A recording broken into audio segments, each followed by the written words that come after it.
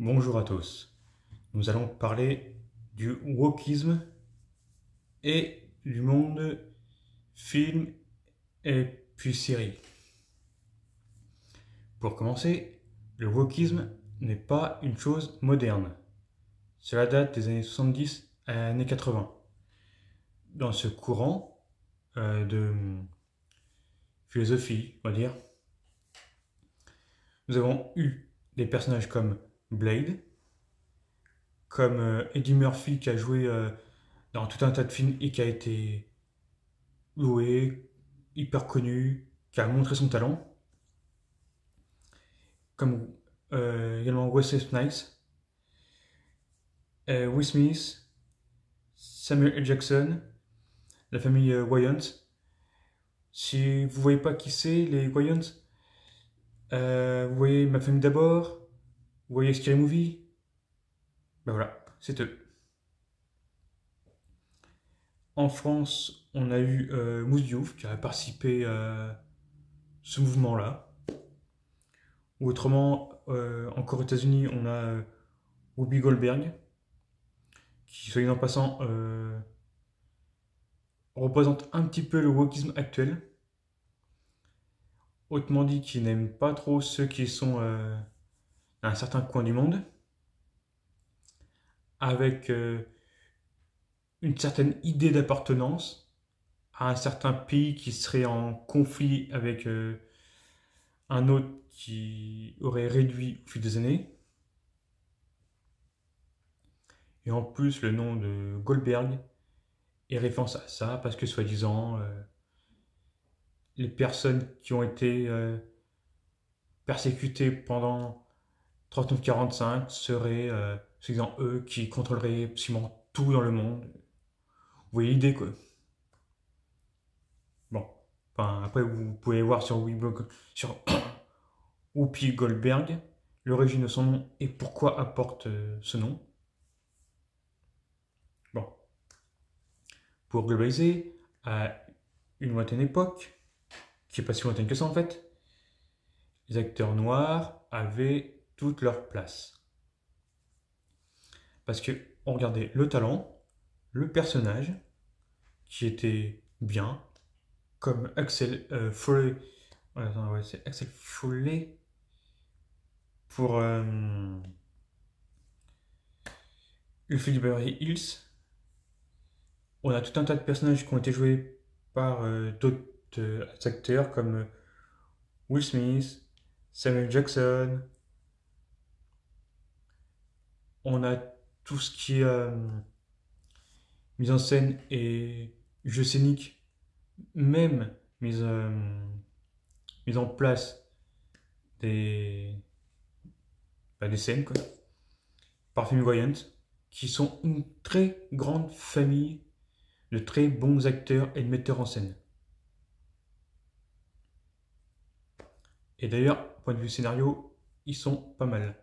Parce qu'on a Ma film d'abord, on a les premiers Scary Movie et tout un tas de petites productions dont on n'a pas, pas fait attention ou ils ont participé soit avec créditation, soit sans être crédité à la fin des films et des séries. Bon, maintenant on a fait le petit coin, enfin le petit morceau propre au wokisme et au noir. Maintenant on va parler des LGBT dans le monde wokiste, séries et films.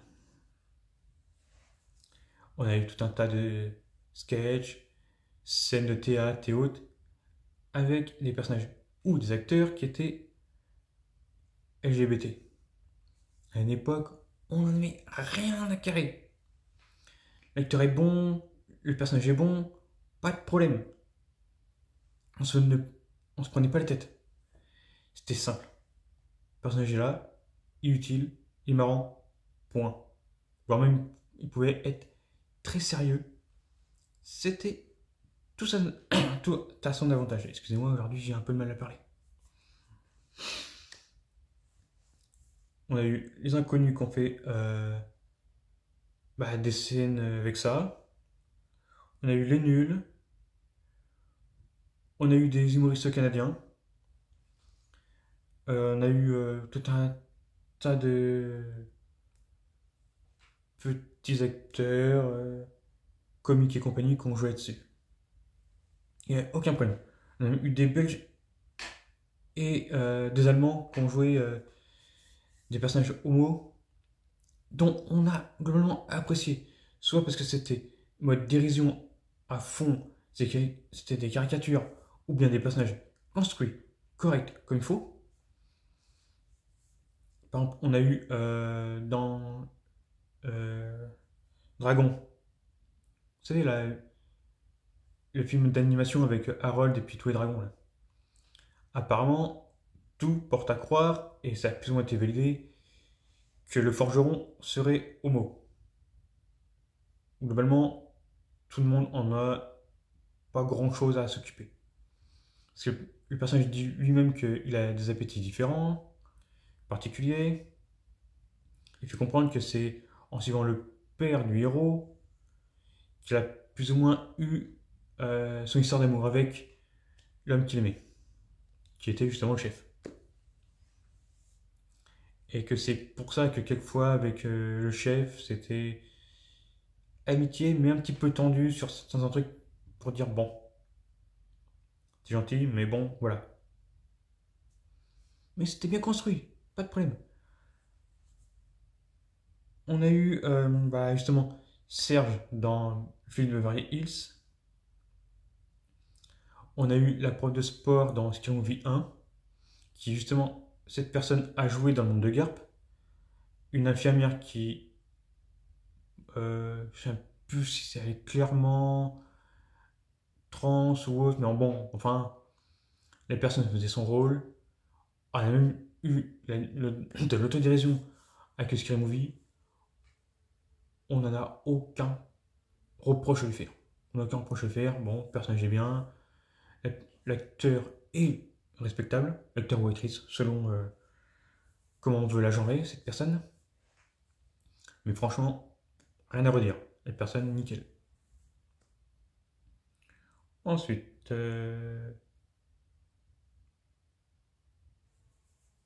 on a eu des personnages dans TED 2. TED 2 ou TED 1, je sais plus. On a Ryan Reynolds qui apparaît à côté d'un acteur qui est ouvertement homo, qui lui joue un collègue du personnage joué par Mark Wahlberg. Enfin bon, vous allez voir tout un tas de trucs comme dans Zoolander, le personnage joué par Benedict Cumberbatch est ouvertement LGBT. Hein. On n'en a aucun problème. Le personnage est bien, c'est construit, c'est marrant, point. Il y a même dans Tonnerre sous les tropiques, pareil, il y a des allusions, il y a des personnages qui sont plus ou moins LGBT. On n'a rien à carrer, c'est marrant, point. Un personnage construit, on lui dit rien. Il peut très bien être issu d'un film autre, d'une série, d'un livre.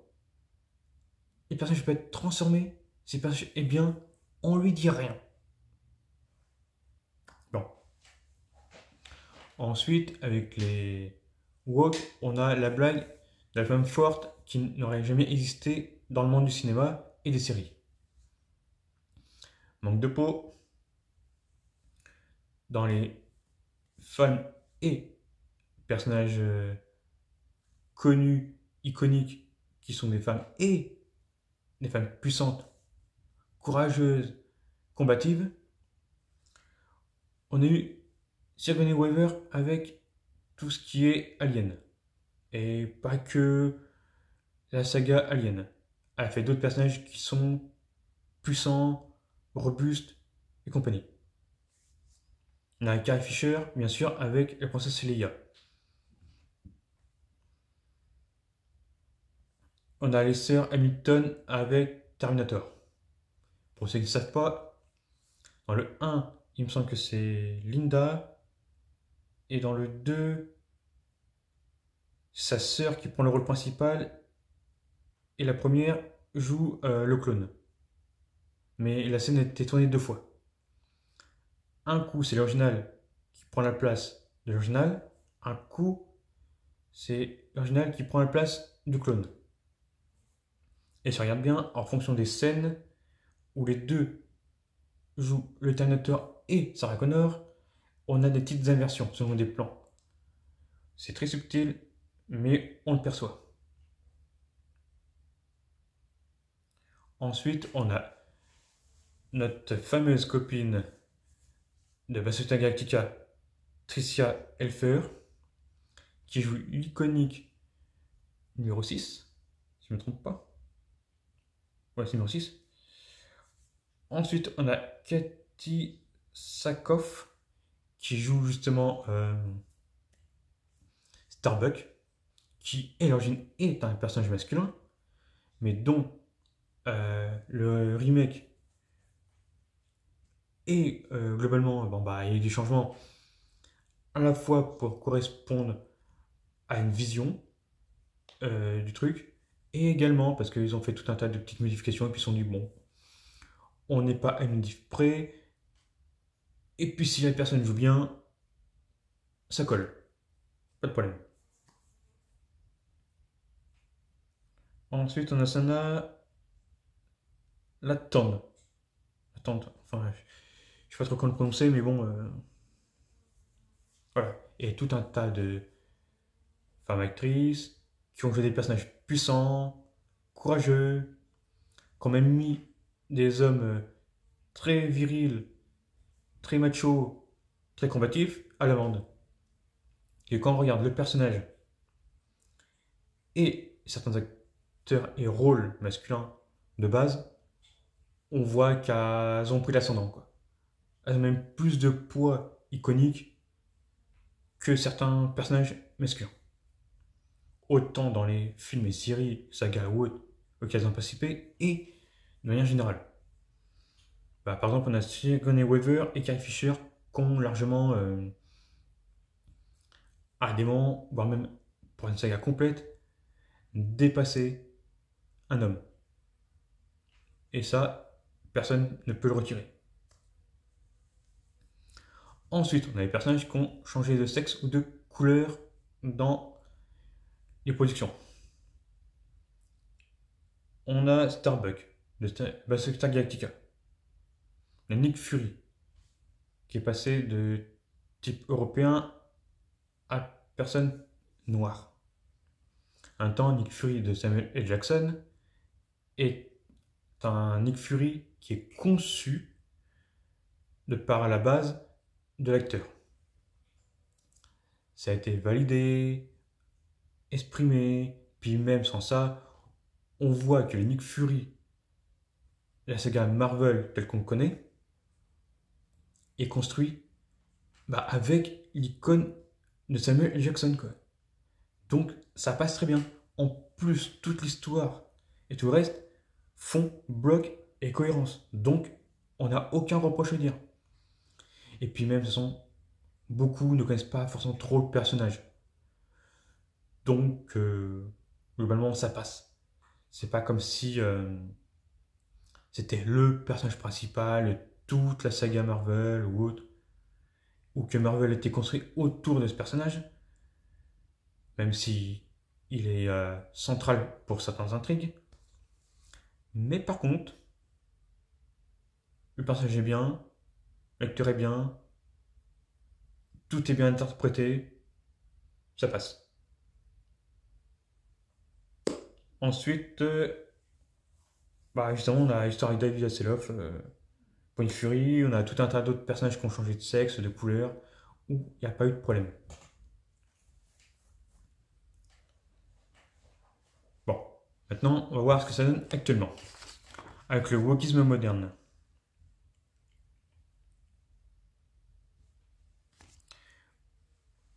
On a tout ce qui est noir. Beaucoup de choses ne passent plus.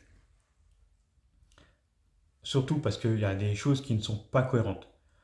Par exemple, la petite sirène, si on connaît le contexte historique où ça a été écrit, ensuite l'histoire originale,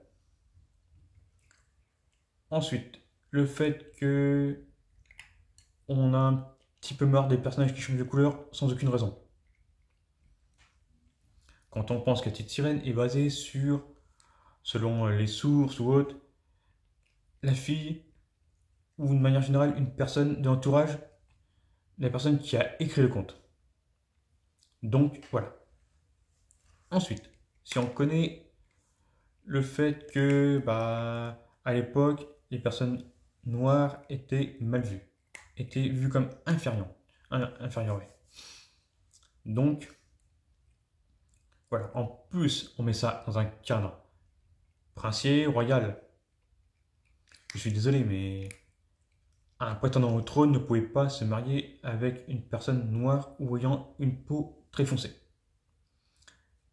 Simplement parce qu'à l'époque, il y avait le culte de la pâleur et que les personnes à la peau étant moins pâles, voire même foncées,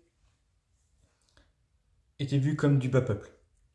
Même les familles royales étrangères, africaines, moyen-orientales, maghrébines ou de d'autres continents étaient mal vues.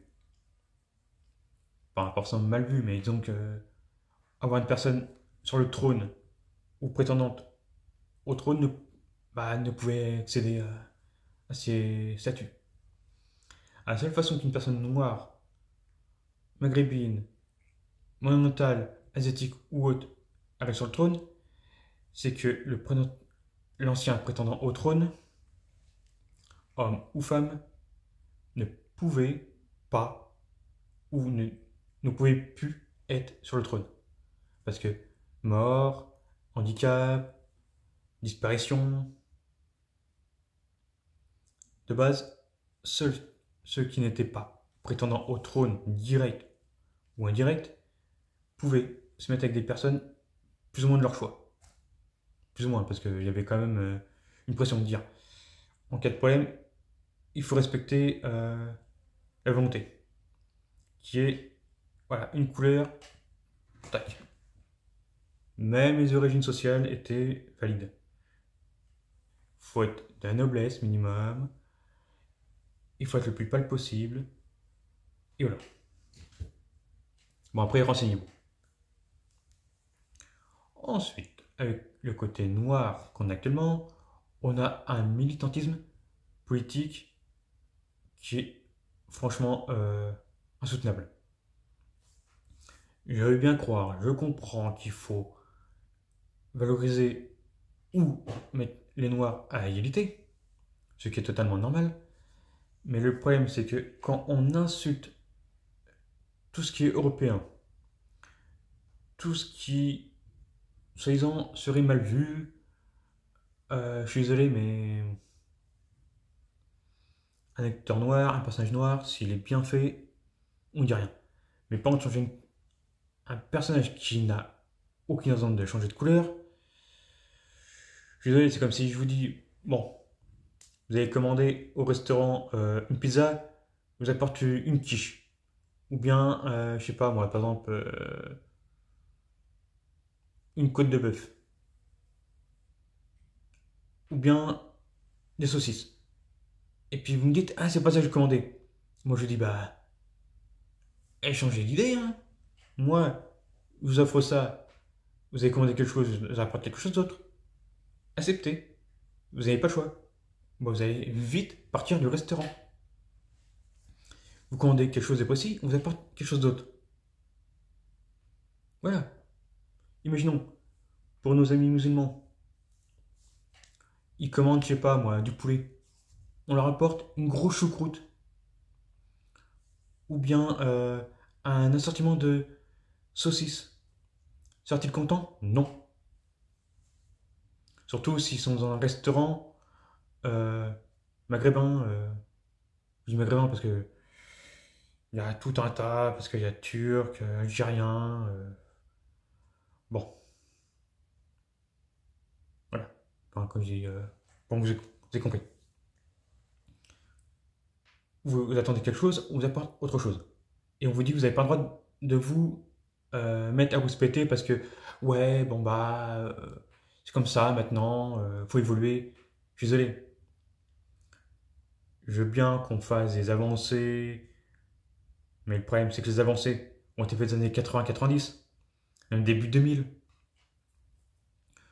Parce que imaginez, hein, sans Wesley Snipes, sans Will Smith, sans Samuel Jackson, sans Eddie Murphy, sans d'autres acteurs noirs, tout comme les Whittaker, imaginez, on a tout un ensemble d'acteurs et de personnages noirs, iconiques ou bien reconnaissables, dont on apprécie le rôle, le personnage et même l'acteur. Or que maintenant, quand on voit un acteur noir ou une actrice noire, on se demande ce qu'on va nous servir. Des insultes, une propagande, euh, tout un tas de reproches, ou simplement un personnage qui n'a rien à foutre là. C'est comme dans Harry Potter. Je veux bien qu'on change Rogue, mais si le personnage est censé être plus jeune que Alan Richardman quand elle a joué, je veux bien, c'est normal. Qu'on change de couleur, alors qu'il est censé être pâle comme un cadavre, qui est censé être blafard comme pas possible, cheveux noirs. Oui, bah eux, tout ce qu'ils ont retenu, c'est le mot noir. Je veux bien qu'ils retiennent le mot noir parce que cheveux noirs, habillé tout en noir. Mais je suis désolé, mais le personnage est censé, en gros, ne jamais sortir de se mettre à la lumière, quoi. Et est censé être européen. Et surtout britannique. Je veux bien croire que maintenant, euh, le Royaume-Uni a changé plus en de couleur et d'ethnie. Du fait de cette population qui est un petit peu en trop. Je dis pas, l'Europe peut changer de couleur, ça, c'est pas trop le problème. Mais comment qu'ils respectent où ils sont. Bon. Ensuite, dans le wokisme, maintenant, on a une chose qui embête vraiment tout le monde. Et ça, vous pouvez le comprendre. Les woke veulent casser, effacer la culture européenne. Comme disent plusieurs influenceurs, vidéastes et compagnie. Si ils veulent mettre en avant des personnes noires ou d'autres origines, il y a des comptes africains dont on serait content et heureux de voir des interprétations qu'on nous les présente. Comme Kirikou, apparemment c'est une histoire courante en Afrique, enfin dans certains coins. On l'a découvert via 2 ou 3 animations. Le personnage, tout a été très intéressant, tout a plu. Mais moi j'aime bien Kirikou, hein. J'ai connu, je crois justement à sa sortie. J'aime Kirikou et Karaba là. Bah, c'est très bien. On n'a rien à redire. Personnage, tout, c'est parfait. C'est un conte africain qu'on aime bien en Europe. Il y a tout un tas de contes qui pourraient être mis comme ça. Bon. Les voix qui mettent des noirs partout, de manière inconsidérée, complètement stupide. Mais par contre, à une époque, on a eu une Alice au Pays des Merveilles adaptée et noire. On n'a pas eu de problème. On a eu une sorte de Blanche-Neige qui est devenue latino, presque arabe. Bon, on va pas se mentir. Les films que je vous présente où ils ont modifié les couleurs, l'âge et autres des personnages, c'est pas des grands films. Néanmoins, cet effet, c'était cohérent, on comprenait. Puis le film Blanche-Neige que je vous fais référence, ne s'appelle pas Blanche-Neige, mais il y a l'idée. Il y a les grands principes. Elle n'a pas eu son père via à cause de sa belle-mère. Sa mère est morte au moment de sa naissance. Elle a été obligée de partir ou chasser de là où elle vivait. a été recueillie par une équipe d'ouvriers, ou je sais trop quoi, d'hommes. Enfin, il y a eu 2 hommes qui l'ont récupérée, qui s'en ont bien occupés. Et à la fin, un peu comme dans le conte original, elle se venge de sa belle-mère, avec la même idée où, en gros, ça a senti le cochon grillé, mais de manière localisée. Bon. Puis le problème, c'est que actuellement, le wokisme a une très grande rancœur sur l'Europe. Rancœur historique. Parce que je veux bien croire que oui, l'Europe et certains pays en particulier n'ont pas une grande. Voilà, ça, pas une très grande lumière sur ce qui a été fait. Mais bon, ce qui s'est passé à une époque qui a emmené aux colonies, c'est parce que un certain peuple, on va dire, s'amusait à prendre des femmes, à leur faire des choses sans leur consentement, à les mettre dans des lieux à proposer et tarifer. Certains Européens, riches comme pauvres, ont été mis au travail forcé. Je suis désolé, mais ce qu'on appelle l'esclavage a été plus ou moins dans tous les peuples du monde, soit en Asie, en Amérique du Sud, en Amérique du Nord, en Europe, en Afrique, et même dans certains coins style archipel, et dans certains coins, même en Afrique et en Asie, c'est encore d'actualité. L'esclavage. En Europe, il me semble pas qu'il y a un pays européen ou de type européen qui pratique encore ceci de manière ouverte, déclarée, ou que l'on sait et que on se tait globalement. Tout comme certaines choses avec les enfants. Dans certains pays d'Afrique, c'est presque une coutume. Hein, ou qu'il ait 3, 4 ou bien 10 ans, pour eux c'est pareil. Nous, globalement, on attrape ces personnes-là à passer un mauvais quart d'heure. Pour ceux qui sont vraiment motivés. Eux, non.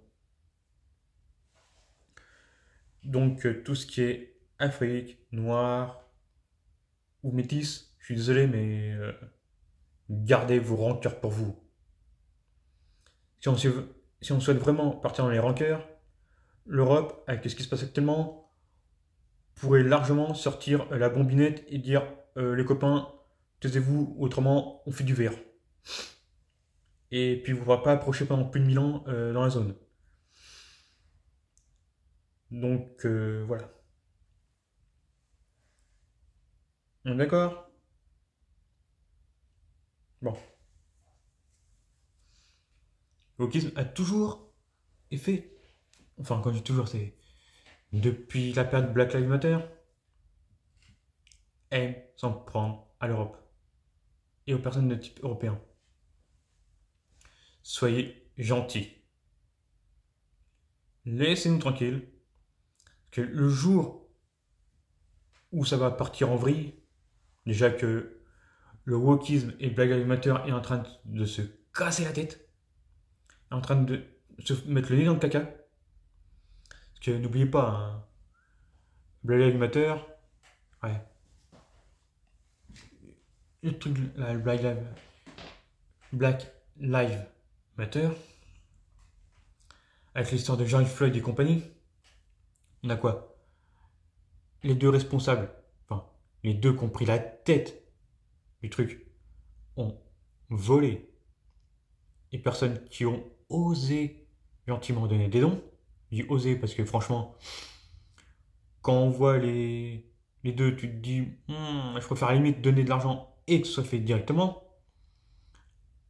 Et imaginez, ces deux personnes-là ont volé, ont détourné l'argent pour s'acheter des maisons, des manoirs, dans des lieux, devinez quoi?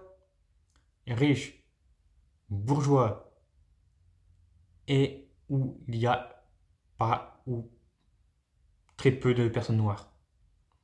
Dans des zones qu'elles considèrent comme étant safe, secure. Bizarrement, on ne les a pas vus acheter des maisons, d'appartements ou des immeubles dans des coins noirs ou défavorisés. Je suis désolé, mais si tu prends l'argent pour acheter, même à titre personnel, limite, on achète à titre personnel, mais on a fait profiter la collectivité en disant les loyers vont être faibles et avec des lieux propres, rénovés, à la limite, bon, on passe encore. Et quand l'argent part dans les endroits où les personnes dites à protéger, à entretenir sont pas là, il y a un problème. Bon. Ensuite, on a tout ce qui est homo, LGBT et compagnie. Bah maintenant, on les voit, on se barre. Il n'y a même pas à discuter. On cherche même pas à savoir si le personnage est bien ou non. On se barre, on laisse tomber. Merci le woke. Pareil pour les femmes. Rey, dans Star Wars. Premier, bon, on passe encore. Mais après, c'est que des insultes. C'est que, ouais, bah bon, il n'y a pas de femmes fortes. Et c'est pour ça que le film a mal marché ou autre. Mais vous avez vu? Avant, on avait des femmes hyper puissantes, hyper courageuses. On a très bien aimé le personnage. Et l'actrice. Bon. Allez, petite conclusion. Pour faire simple. Maintenant, on va en noir, on s'en va. Pour faire simple, les LGBT, on s'en va. On a marre des propagandes, on a marre des insultes, on a marre des changements de couleur, de sexe ou autre, parce qu'il y a toujours une douille derrière.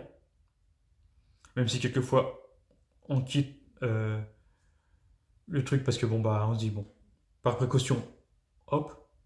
Bon après on va pas sentir, quelquefois, même actuellement, on félicite une fois qu'on a été obligé de regarder. Parce que c'est bien fait, autre. On reconnaît l'erreur de ne pas avoir vu. Mais voilà. Donc on reconnaît hein, nos erreurs si si on voit qu'en fait c'était bien fait ou autre. Et on en a marre surtout des reproches, de ceci, de cela, par les woke. Enfin, les woke modernes, hein. Comme Black Lives Matter et compagnie. Hein. Les BLM, avant, globalement, au début, on voyait, on correspondait à l'idée. Mais quand c'est mal parti, on a dit au revoir, hop. Et même des personnes LGBT, noires, trans, ou bien qui ont participé à des productions qui étaient vues comme woke à l'époque, ou bien propres à l'univers auquel ça a été fait, disent hop hop hop là, stop. Hein. Même dans Star Trek, les anciens acteurs ont dit cette série-là, ce personnage-là, laissez-le tomber. Parce que là, ça va trop loin. Autant dans les mots, dans les gestes, dans les scénarios, compagnie, ils disent stop. Bon, maintenant c'est trop long. Si vous avez été jusqu'ici, c'est gentil. Au revoir. À une prochaine. Et n'oubliez pas, je ne produis aucune haine. Je parle de ces problèmes. Il y a un problème, j'en parle. Point. Et n'oubliez pas, les insultes, c'est fini. Je bloque tout de suite.